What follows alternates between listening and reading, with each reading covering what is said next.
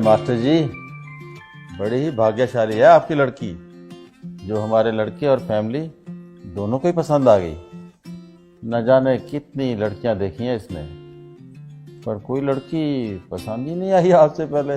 बड़ी ही समझदार और संस्कारों वाली है हमारी बेटी। हमारा बेटा भी किसी मामले में कम नहीं है, लाखों में एक है हमारा लाल। जी ये तो और भी अच्छी बात है। अजय, मैं तो कहता हूँ ज्यादा सोचने की जरूरत ही नहीं। अरे एक अच्छा सा मुहूर्त निकालिए और निपटा देते हैं शुभ काम को।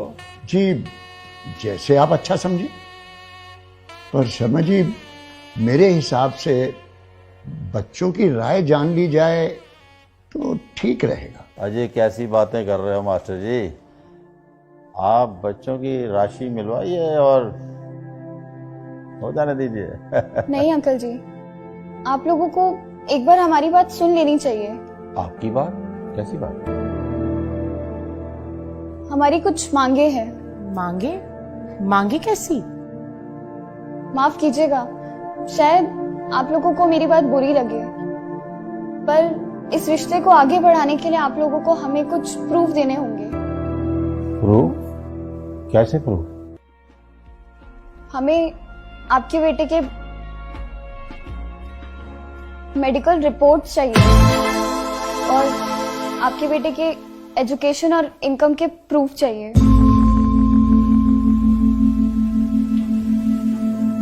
पुलिस वेरिफिकेशन के साथ आपके बेटे का कैरेक्टर सर्टिफिकेट और जिस घर में आप लोग रह रहे हैं उस घर का ओनरशिप प्रूफ चाहिए। ये सभी प्रूफ देने के बाद फिर चाहे राशि मिले ना मिले, हम इस रिश्ते के लिए तैयार हैं। मास्टर जी, ये सब क्या है? माफ कीजिए शर्मा जी, अगर मेरी बेटी ने कोई गलत बात कह दी हो, पर शर्मा जी जमाना बहुत तेजी से बदल रहा है।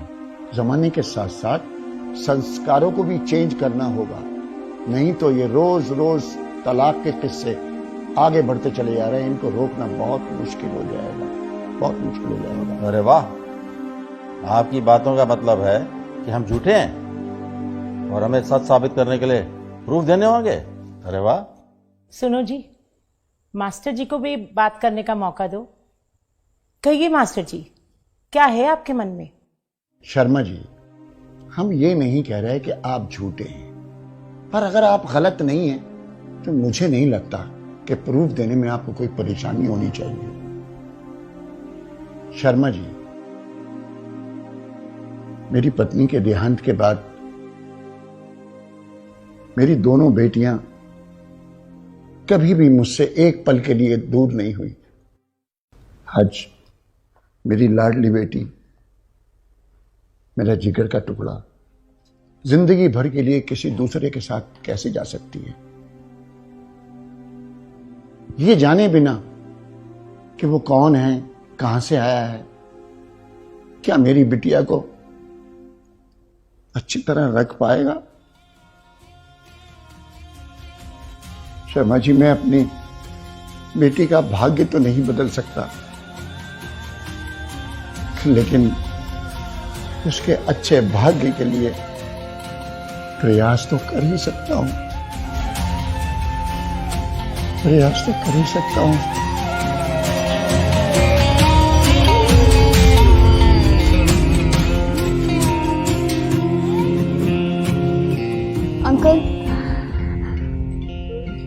अंकल अब आप ही बताइए, एक सिर्फ न्यूज़पेपर की एड के बेस पे कैसे मेरे पापा किसी के भी हाथ में मेरा हाथ सौंप सकते हैं?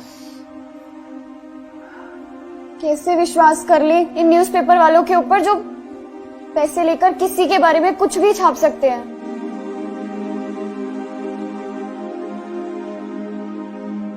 अंकल, मैं एक लड़की हूं और शायद आप लोगों को मेरा बोलना अजीब लग रहा होगा, पर अंकल आपको पता है आजकल सिर्फ 23% तलाक विचार ना मिलने की वजह से और 77% तलाक झूठ के बुनियाद पे रिश्ते बनने की वजह से हो रहे हैं। हम लोग भेड़ चाल की तरह बेटी बचाओ बेटी पढ़ाओ के चक्कर में बेटियों को बसाना भूलते जा रहे हैं।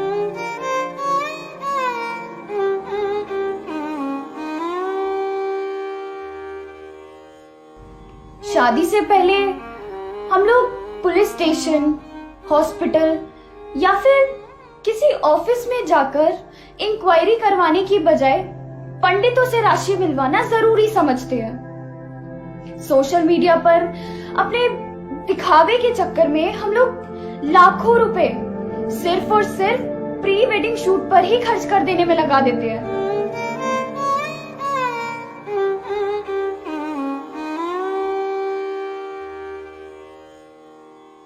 हमारे हिसाब से प्री वेडिंग शूट के बजाय अगर प्री वेडिंग इंक्वायरी पर ध्यान दिया जाए तो शायद ये तलाक के किस्से कुछ कम हो सकते हैं। और अंकल, हम ये नहीं कह रहे हैं कि लड़के या लड़के वाले ही गलत होते हैं। ताली दोनों हाथों से बजती है। इसलिए आपके प्रूफ लेने से पहले हम आपको वो सारे प्रूफ देना चाहते हैं जो हम लोगों ने आपसे मांगे हैं।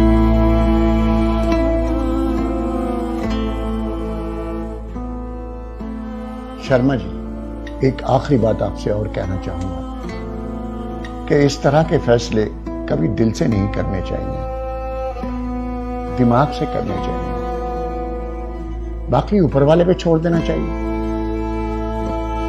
उसके आगे आपकी मर्जी।